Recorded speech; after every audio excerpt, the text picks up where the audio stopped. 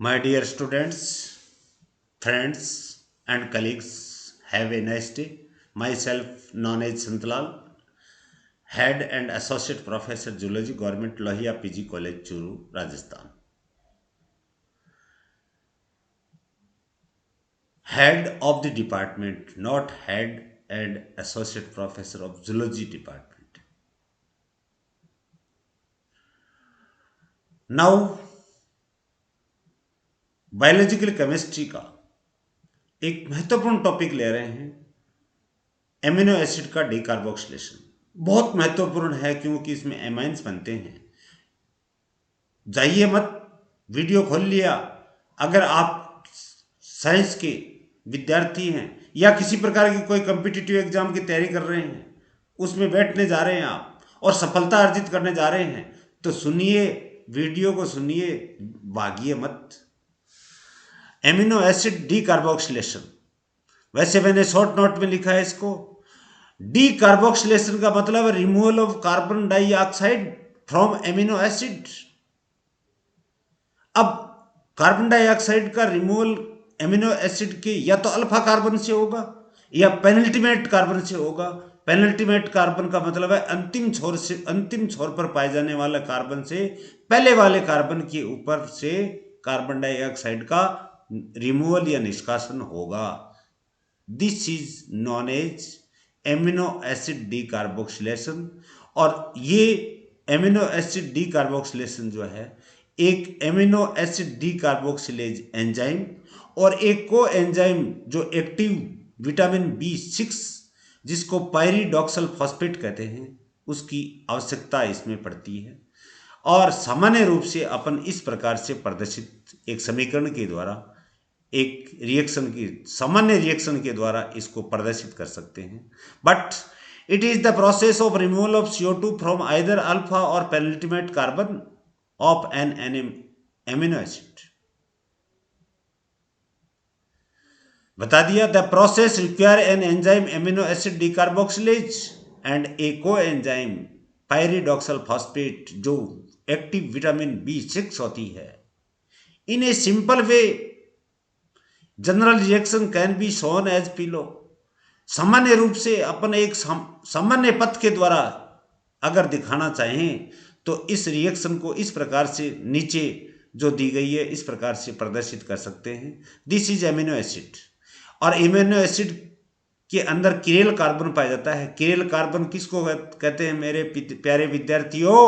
जिनमें 4 विभिन्न प्रकार के ग्रुप्स जुड़े हुए होते हैं, विभिन्न प्रकार के संयोजकता वाले समूह जुड़े रहते हैं। एमिनो अम्लों में 20 एमिनो अम्ल एसिड होते हैं, उनमें से ग्लाइसिन ही एक एमिनो एसिड ऐसा होगा जिसमें किरेल कार्बन नहीं पाया जाता है। यानी C के साथ में NH2H, COOH, carboxylic group, amino group, hydrogen group और एल्किल ग्रुप होता है। CH2 जुड़ते जाते हैं। यहाँ भी ग्लाइसिन में हाइड्रोजन होगा, यानी कार्बन आमने सामने दोनों तरफ हाइड्रोजन जुड़े हुए होंगे, तो वो कार्बन कभी भी किरेल नहीं होगा। और क्योंकि 2 हाइड्रोजन आ गई, चारों अलग अलग प्रकार के फंक्शनल ग्रुप होते तो उसको किरेल कार्बन कहते। ग्लाइसिन में ऐसा नहीं होता, एक अपवाद है।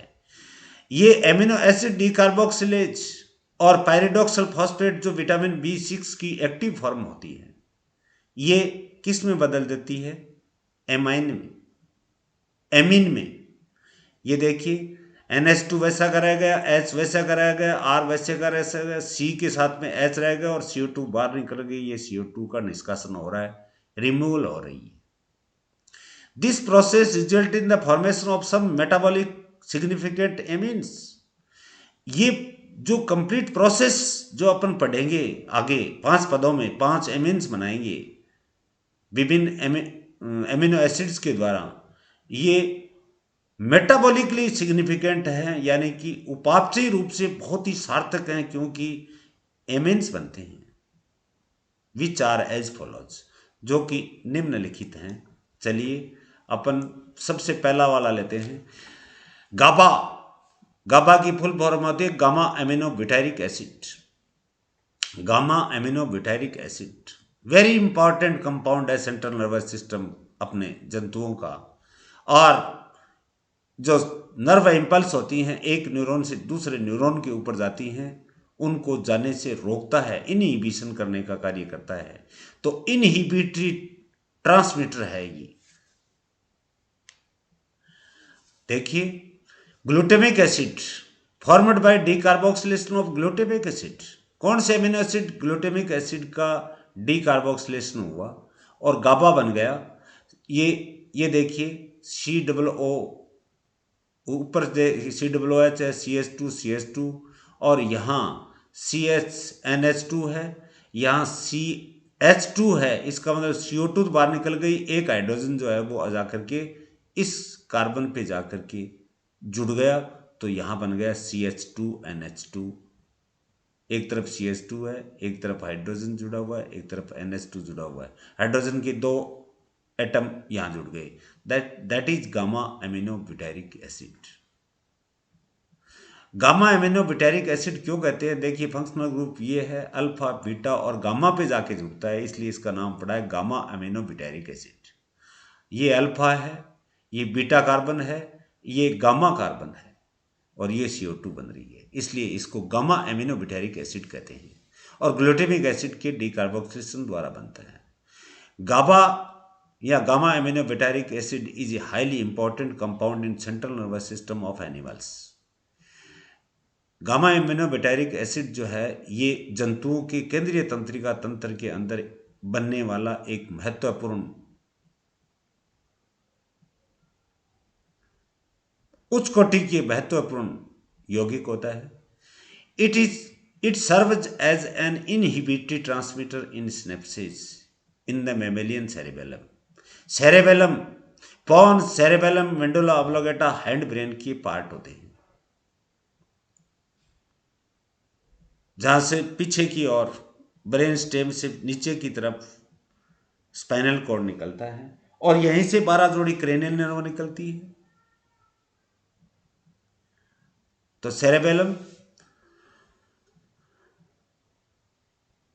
पार्ट के अंदर क्या कर रहा है? इनहिबिटरी ट्रांसमीटर की रूप में काम कर रहा है सिनेप्सेस के लिए। सिनेप्स क्या है? सिनेप्स दो तंत्रिका तंतुओं या न्यूरॉन्स का आपस में मिलना, दोनों का कनेक्शन सिनेप्स कहलाता है। और दो न्यूरॉन आपस में जब जुड़ते हैं, एक न्यूरॉन के एक्सॉन के टर्मिनल दूसरे न्यूरॉन के डेंड्राइट्स के टर्मिनल्स आपस में जुड़ते हैं और बीच में एक गैप होता है जिसको सिनेप्टिक गैप या सिनेप्टिक क्लेफ्ट बोलते हैं। उन दोनों न्यूरॉन, एक न्यूरॉन के एक्सॉन के टर्मिनल दूसरे न्यूरॉन के डेंड्राइट के टर्मिनल प्लस गैप, जो इन दोनों न्यूरॉन के टर्मिनल्स के बीच में जो अंतराल पाया जाता है उसको सिनेप्स कहते हैं। और एक न्यूरॉन से दूसरे न्यूरॉन के ऊपर इस सिनेप्टिक गैप से होता हुआ कुछ न्यूरोट्रांसमीटर्स होते हैं जो नर्व इम्पल्स को एक न्यूरॉन से दूसरे न्यूरॉन पर ले जाने का कार्य करते हैं, जिसमें मुख्य जो होगा वो मैमल्स में एसिटिल कोलिन होगा। ये क्या कर रहा है? ये तो इनहिबिटरी ट्रांसमीटर, यानी कि एक न्यूरॉन से दूसरे न्यूरॉन के ऊपर ये नर्व इम्पल्स जो होती है, तंत्रिका आवेग का संचरण जो होता है, उसको रोकने का, संदमित करने का कार्य कर रहा है। किस में? मेमेलियन सेरेबेलम में। और सेरेबेलम आपको पता है हैंड ब्रेन का पार्ट है। एक पोन्स होता है, एक सेरेबेलम होता है। इसके भी दो पार्ट हैं, दो हाव्स हैं, स्पेयर्स हैं।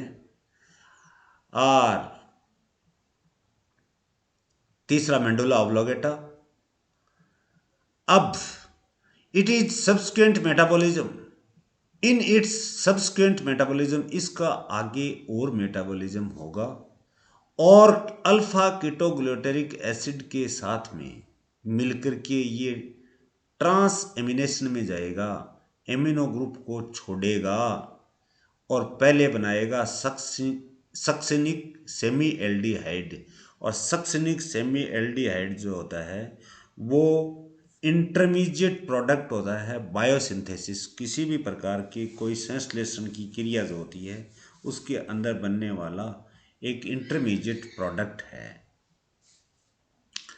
अब ये सक्सेनिक सेमी एल्डिहाइड है, इसमें एल्डिहाइड CHOO एक ही है। Latter is oxidize to succinic acid, जो बाद में किस में बदल जाता है, सक्सेनिक एसिड में, where enters the citric acid cycle. अब ये करेब साइकिल में या ट्राई कार्बोक्सिलिक एसिड साइकिल या सिट्रिक एसिड साइकिल में प्रवेश कर जाता है। सेकंड आ रहा है हिस्टामिन, बहुत इंपॉर्टेंट है ये histamine, formed by the decarboxylation of histidine. Histidine नामक एमिनो अम्ल के डीकार्बोक्सिलेशन से बनता है, बट इन मास्ट सेल्स।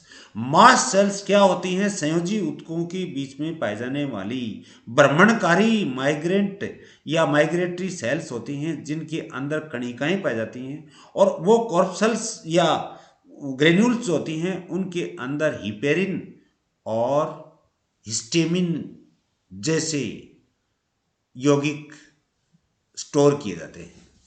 तो ये क्रिया मास्ट सेल्स में हो रही है। It is very very important.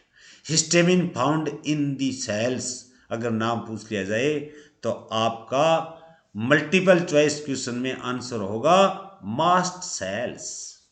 ये देखिए हिस्टिडीन एमिनो एसिड का, हिस्टिडीन डीकार्बोक्सिलेज एंजाइम की उपस्थिति में हिस्टामिन बन रहा है, कार्बन डाइऑक्साइड का रिमूवल हो रहा है।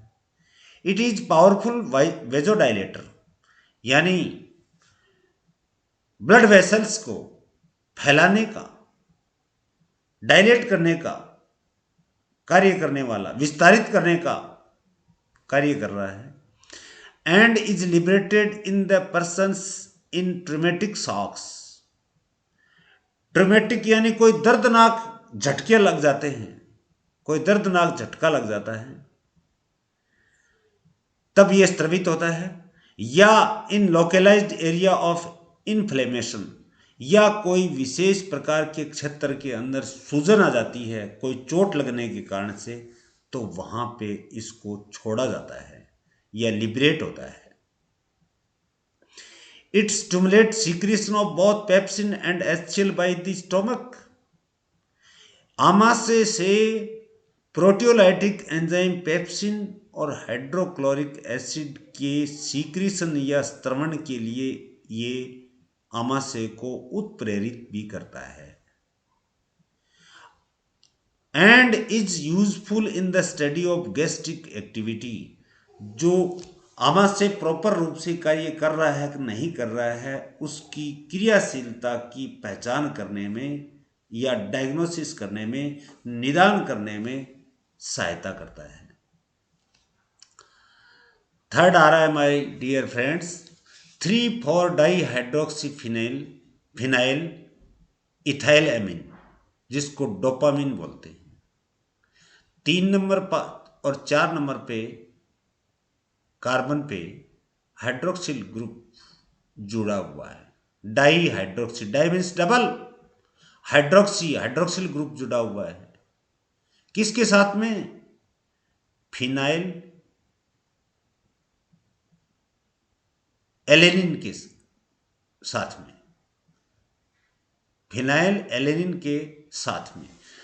Formed by decarboxylation of 3,4 dihydroxy phenyl alanine, जिसको डोपा बोलते हैं। डोपा यानी 3 नंबर कार्बन और 4 नंबर कार्बन के ऊपर डाइहाइड्रोक्सी यानी 2 हाइड्रोक्सिल ग्रुप जुड़े हुए हैं, और एमिनो एसिड अपने पास है phenyl alanine. Dopa D carboxylase द्वारा 3,4 डाइहाइड्रोक्सी फिनाइल इथाइल एमिन का निर्माण होता है, जिसको डोपामिन कहते हैं। और साथ में ये देखो रिमूवल हो रही है CO2। Dopamine it is very very important amine. Dopamine is an intermediate product in the formation of melanin concentrating hormone MCH and adrenaline, जिसका दूसरा नाम है एपिनेफ्रिन और तीसरा नाम है 3F हार्मोन। अब MCH melanin concentrating hormone, melanin concentrating hormone जो है वो cyclic 19 amino acid orexigenic hypothalamic peptide है, originally isolated from the pituitary gland of teleost fish. अस्तिल मछलियाँ या टीलियोस्ट मछली जो हैं उनकी पीयूष ग्रंथि से सबसे पहले इसको पृथक किया था, आइसोलेट किया गया था, और ये एक हाइपोथैलेमिक पेप्टाइड है। और फिशेज के अंदर, जो टीलियोस फिशेज के अंदर ये क्या करता है, इट कंट्रोल स्किन पिगमेंटेशन, त्वचा के रंगीकरण के लिए, त्वचा रंजक के लिए, विभिन्न प्रकार के कलर डेवलप करने के लिए तो मछलियों में कार्य कर रहा है।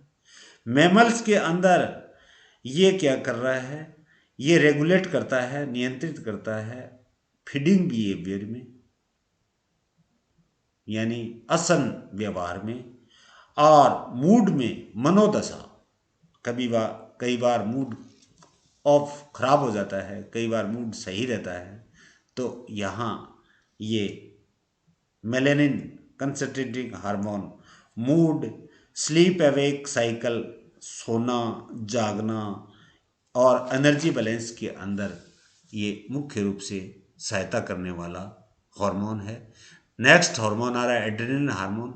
एड्रेनल हार्मोन एड्रेनल ग्लैंड के मेडुला और हैंड ब्रेन के पश्च भाग मेडुला ओब्लोंगेटा के अंदर पाए जाने वाले कुछ न्यूरॉन्स के द्वारा भी स्रावित किया जाता है, और इसको 3F हार्मोन बोलते हैं। 3F हार्मोन का मतलब है भय के समय मारो और भागो, यानी 3FFF। ट्रिपल एफ का मतलब एक का एफ कई बुक्स के अंदर आपको लिखा हुआ मिलेगा, फियर, फाइट एंड फ्लाइट। मैं बताना चाहता हूं, फ्लाइट उड़ के आओ, फाइटिंग करो, मारो, किसके समय, फ्राइट के समय, FRIGST का मतलब होता है फियर, डर के समय मारो और भाग जाओ। इमरजेंसी हार्मोन भी बोलते हैं इसको। 3F हार्मोन, एपिनेफ्रिन हार्मोन या एड्रेनलिन हार्मोन को इमरजेंसी के अंदर काम में लिया जाता है। It is also serve an inhibited neurotransmitter. ये भी न्यूरोट्रांसमिशन, एक न्यूरॉन से दूसरे न्यूरॉन के अंदर तंत्रिका आवेग का जो कंडक्शन होगा, conduction of the nerve impulse from one neuron to the other neuron, उसको संदमित या इनहिबिट करने का कार्य कर रहा है। And is believed to be the effective therapeutic agent in Parkinson's disease. ये पार्किंसंस नाम के जूलॉजिस्ट ने इस रोग को सबसे पहले खोजा था, इसलिए इसका अपस्टॉक एस लगाया। इसके सम्मान में इस रोग का नाम पार्किंसंस रोग दिया गया है। ये पार्किंसंस रोग के अंदर चिकित्सीय, एक प्रभावशाली चिकित्सीय कारक के रूप में भी काम में ले जाता है। अब ये पार्किंसंस डिजीज क्या होती है, जब बॉडी में डोपामिन का लेवल ड्रॉप हो जाता है, डाउन हो जाता है, तो सेंट्रल नर्वस सिस्टम में डिसऑर्डर हो जाएगा। सेंट्रल नर्वस सिस्टम प्रॉपर रूप से कार्य नहीं कर पाएगा, जिसके कारण से हाथ, पैर, शरीर के अन्य अंगों के अंदर गतिशीलता बंद हो जाएगी, और इसको अपन इंक्लूडिंग ट्रिमेर्स, यानी एक प्रकार का गठिया भाव जो रोग होता है, गठिया, उसकी संज्ञा भी देते हैं। ये पार्किंसंस डिजीज बहुत खतरनाक डिजीज है। ये डोपामिन के लेवल कम होने पे सेंट्रल नर्वस सिस्टम, केंद्रीय तंत्रिका तंत्र के अंदर डिसऑर्डर होने से ये रोग उत्पन्न होता है और शरीर के अंदर फोरलिम्स, हैंड लिम्स और बैलेंस काम करना बंद कर देते हैं और बैलेंस भी नहीं बनता है। नेक्स्ट 5 हाइड्रोक्सी ट्रिप्टेमिन, सीरोटोनिन बोलते हैं। ट्रिप्टेमिन यानी ट्रिप्टोफैन एमिनो एसिड है जिसके 5 नंबर कार्बन पे हाइड्रोक्सिल ग्रुप जुड़ गया, इसलिए 5 हाइड्रोक्सी ट्रिप्टोफैन कहते हैं। 5 हाइड्रोक्सी ट्रिप्टोफैन का डीकार्बोक्सिलेशन हो जाए 5 हाइड्रोक्सी ट्रिप्टोफैन डीकार्बोक्सिलेज एंजाइम द्वारा, तो 5 हाइड्रोक्सी ट्रिप्टोमाइन बनता है और CO2 बनती है। इसका दूसरा नाम है serotonin. Serotonin is found in brain में, मस्तिष्क में, किडनी या वृक्क में, इंटेस्टिनल टिश्यू आंतरीय ऊतक में, ब्लड प्लेटलेट्स रक्त कणिकाओं में, और मास्ट सेल्स जो ऊतकों के बीच में पाए जाने वाली माइग्रेटरी सेल्स होती हैं, जिसमें आपको पता है कौन सी ग्रेन्यूल्स धारण करने वाली संरचनाएं, जो हिपेरिन और हिस्टामिन को धारण करने वाली कणिकाएं पाई जाती हैं, इनमें ये सेरोटोनिन पाया जाता है। It is a vasoconstrictor and neurohumoral agent. Vasoconstrictor का मतलब है ब्लड वेसल्स को संकुचित करने का कार्य, ब्लड वेसल्स को संकुचित करने का कार्य करता है। और न्यूरो क्या बताया है, न्यूरो कहाँ रह गए, न्यूरोह्यूमरल एजेंट, ये एक बीच में बनने वाला इंटरमीडिएट प्रोडक्ट है। कोई भी बायोसिंथेसिस होता है तो जैसे सेमी एल्डिहाइड भी आएगा वैसे ही it is also a constituent of many venoms. जो पॉइजन, जैसे स्नेक में पाए जाने वाले पॉइजन को विनम बोलते हैं, तो यहाँ पे वास्प यानी वेस्ट ततैया हाइमेनोप्टेरा इंसेक्ट होता है और टॉड के विनम में भी पाए जाने वाला मुख्य कॉन्स्टिट्यूएंट या घटक होता है। फिफ्थ ले रहे हैं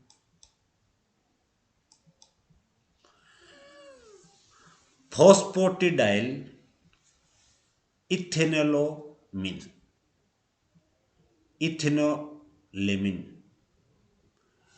phosphatidyl ethanolamine formed by the decarboxylation of phosphatidyl serine amino अम्ल जो होता है, इसके डीकार्बोक्सिलेशन से अब ये फॉस्फेटिडिल क्या है, यानी सीरीन जो एमिनो अम्ल है उसके साथ हाइड्रोजन फॉस्फेट ग्रुप जुड़ा हुआ होता है। हाइड्रोजन फॉस्फेट ग्रुप के जुड़ने के कारण से इस सीरीन नामक एमिनो अम्ल का नाम पड़ गया phosphatidyl serine. Phosphatidyl serine decarboxylase द्वारा फॉस्फेटिडिल इथेनोलेमिन बनता है और CO2 बनता है, यानी डीकार्बोक्सिलेशन हो गया, कार्बन डाइऑक्साइड बाहर निकल गई। तो ये अपना हुआ डीकार्बोक्सिलेशन ऑफ एमिनो एसिड।